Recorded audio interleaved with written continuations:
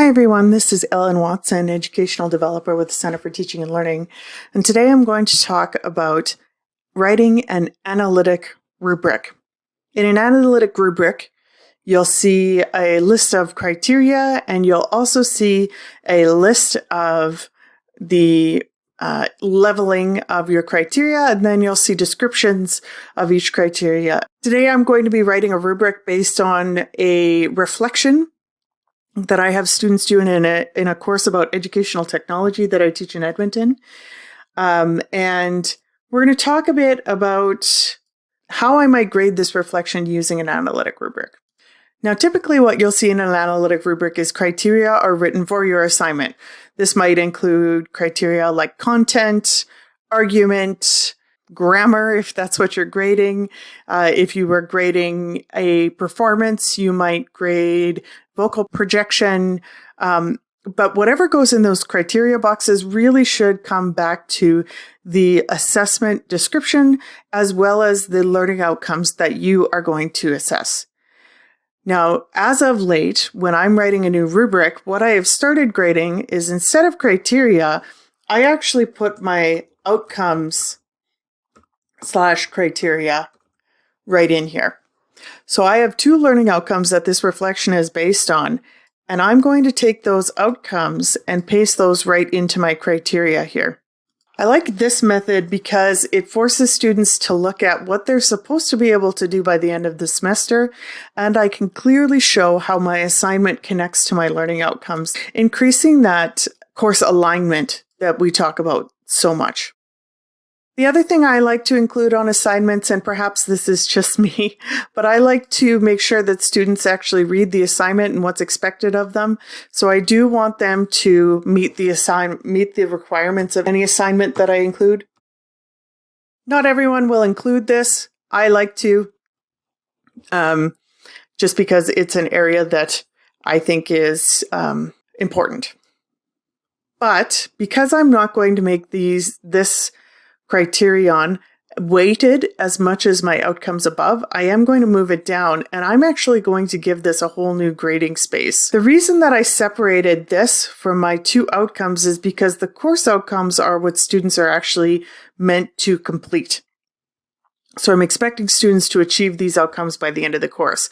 The requirements of the assignment is something that as an instructor, I would like students to pay attention to. I'm going to attach a small grade to that. This assignment right now could be out of a total of 30 marks. However, I'm going to rewrite that section right in here so that it won't necessarily be a total of 30. Now, to look at our descriptions, I typically like to start at the good area. This is what I think the average student will give me to meet this learning outcome. Now, in the assignment, I'm asking students to write two outcomes to add to our Learning and Technology Policy Framework. Since the outcome that I'm looking at here, outcome to measure my outcomes, is speak to and integrate Alberta Education's Learning and Technology Policy Framework into their future courses, I can simply write a statement that says I expect students to add two outcomes that contribute to the definition that I'm looking at. That's what I'm asking them to do. What are two outcomes that would contribute to that? Now, also in here, because I'm asking them to speak to the LTPF, I'm asking them to provide a rationale. Their rationale, I am going to separate into two different grades. One is critiquing and discussing and debating the use of information communication technology. The other part is speaking to and integrating Alberta's LTPF. So here I have to write something about their rationale. Well, the average student, I would expect to tell me why these aspects are needed.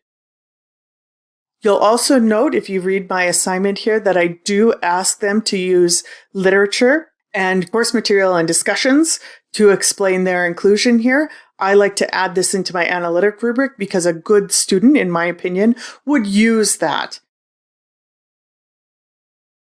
Now what I need to do is level this rubric up and level the rubric down.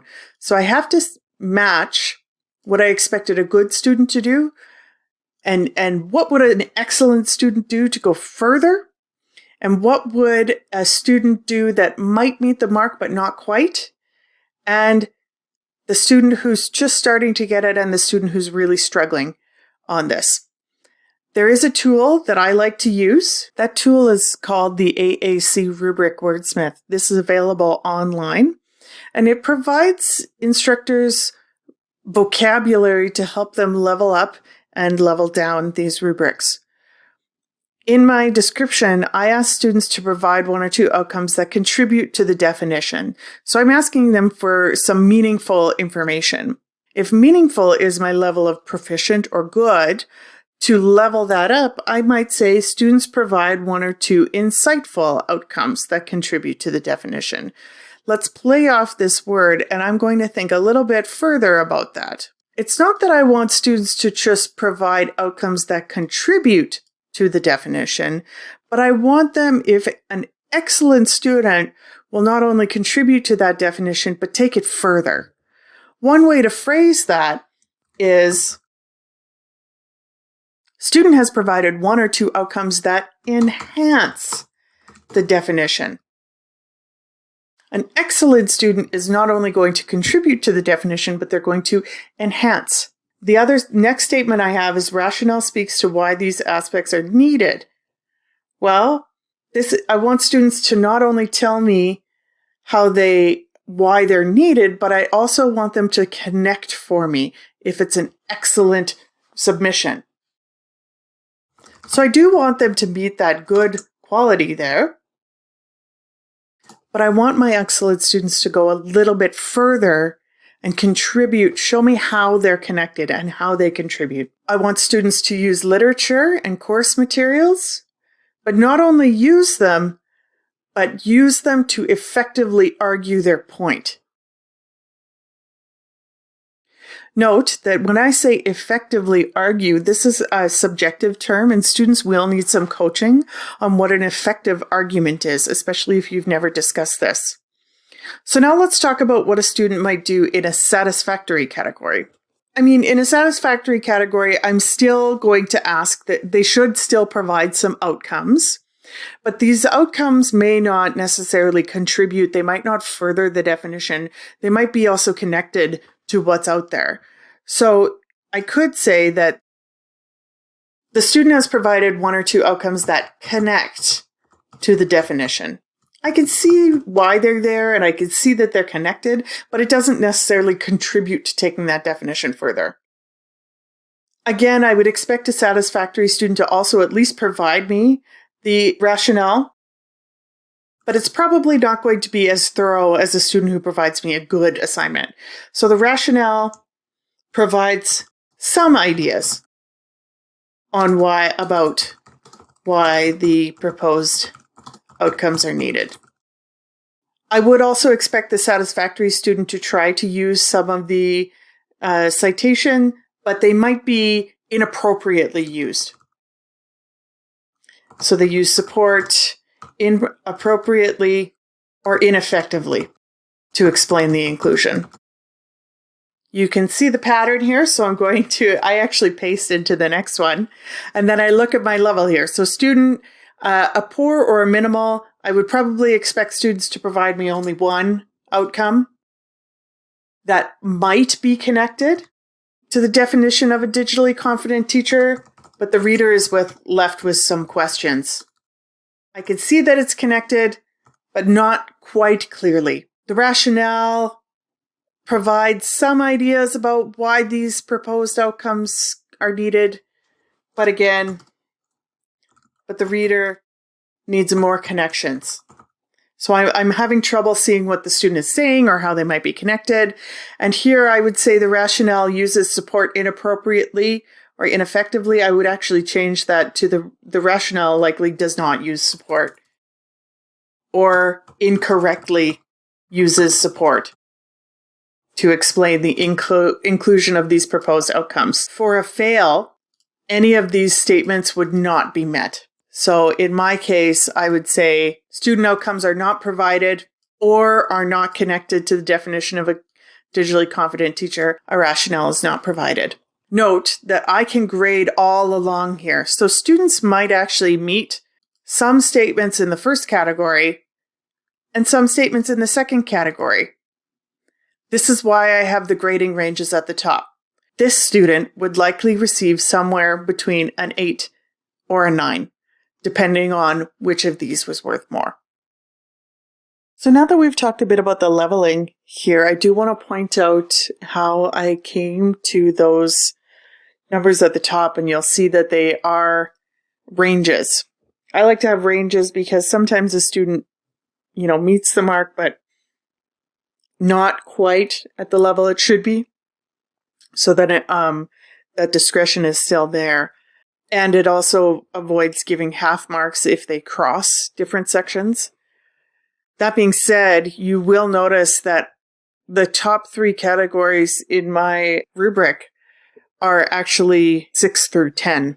I want to remind people not to split these in half. So if you make the satisfactory, let's say if I went, there's 5 of these. So I said excellent is worth 5, good is worth 4, satisfactory is 3, poor or minimal pass is 2, and a failure is 1.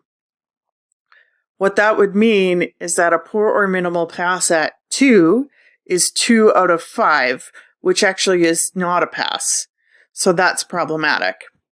The rest of it might line up with about where you want, but that 2 is problematic. So here, the way that I've set my rubric up, I can see that the poor or minimal pass is worth 5, satisfactory being about 60%, good is 70 to 80%, and excellent is 90 to 100%. That being said, you don't necessarily need to use numbers. You can use these descriptors, but I also match my descriptors up to the GPAs on the University of Alberta grading statement that they have on their website.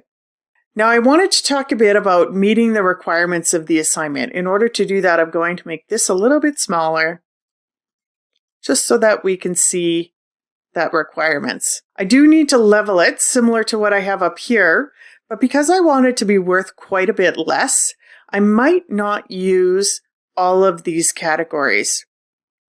So instead, I'm going to use excellent or good, satisfactory, failure. This is for a few reasons. And then I'm not going to do anything with these 2 blocks, so I'm just going to make them blacked out. This is for a few reasons. Now I don't need to make this worth a total of 10. I can make it worth, maybe this is my 4 or 5. Satisfactory is going to be a 3, and failure being 2 through 0. So now my total assignment would be worth out of a maximum of 25 marks, with only 5 of them being dedicated to meeting the requirements of the assignment. This forces students to recognize the weighting in what's important when they're completing their assignment. Do I want you to meet the requirements of the assignment? Yes, but it's more important that you meet the learning outcomes. They're worth more. Just to talk about leveling here, when I'm talking about meeting the requirements, I would probably include something like assignment requirements, word count, or time, length, etc. have been met. Of course, I would like that if they're in the excellent or good range. The task has been completed as described. That's going to be reflected in some of the pieces up top as well. Have they included outcomes, etc. If I'm going to include something about grammar or spelling, I would probably put it in here, and I would say something like there are no or very few grammar or spelling errors. Now, to level that down, in the satisfactory, the assignment requirements have almost been met. This would be if the student gives me, I ask for 500 words or 4 minutes. If they give me 6 minutes or 3 minutes, they're close, but it's not quite what I was asking for. If they give me 4.5 minutes, I'm probably not going to put them in the satisfactory range. But this is, if you ask for 500 words and a student gives you 800, that's a little bit long. being succinct is also a skill. In the satisfactory range, I would still expect that the task has been completed as described. Maybe some questionable modifications have happened. Maybe some aspects have been missed. You could include that as well. Then for grammar or spelling, grammar and spelling errors here would be present, but not, the student could work on their spelling or grammar, but it's not to the point where they're actually failing this assignment. So then for failure, anywhere between 2 and a 0, assignment requirements would not be met. The task has been completed, or a task has been submitted, but not completed as described, or task has not been submitted. And the grammar and spelling for me in a failure would be noticeable. They're to the point where it's difficult for me to read the piece of work or listen to the speech because those errors are so noticeable. I hope that this video has given you some insight on how you might write an analytic rubric for an assignment. Remember, it's easiest to start either with the excellent or the good category, depending on what you're asking students to do. Typically, the good category will meet all of your intended outcomes. Be sure to give students a description that's in a language that they can read and in using words that they're familiar with. Also, try to use your scoring to your advantage by giving students an idea of what aspects of the rubric are worth the most and using this design to your benefit. If you have any questions or you want any help creating your own analytic rubric, please contact the Center for Teaching and Learning by emailing us at ctl@ualberta.ca or drop by our website at ctl.ualberta.ca. Thanks. See you next time.